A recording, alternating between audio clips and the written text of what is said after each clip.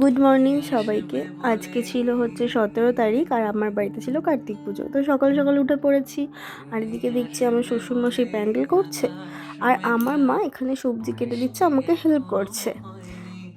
তো তারপরে আমি স্নান ধান করে ভোগ রান্না করতে চলে যাই, আর আমার শাশুড়ি মা নিচে রান্না করছিল, আর সেটা হচ্ছে সবাই যারা খাওয়া দাওয়া করবে তাদের জন্য।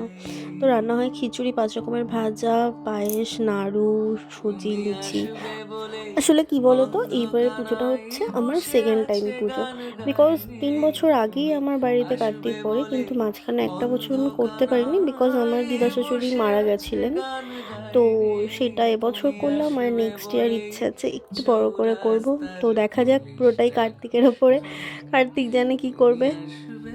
আমি ভেবেছিলাম এত কিছু করবোই না, একদমই ছোট করে করব, কিন্তু ওই যে বলে না, যারটা সেই তৈরি করে নেয়, তো সেটাই হয়েছে, যারটা সেই তৈরি করে নিয়েছে।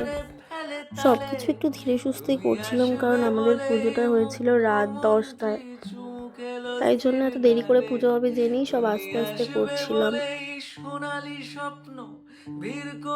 তারপরে সব ভোগ তৈরি করা হয়ে গেছে, আর আমি রেডি হয়ে নিয়েছি একটু হালকা করে, আর আমার বর এখানে সব ভোগগুলো সাজিয়ে দিয়েছে আর ফল কেটে দিয়েছে।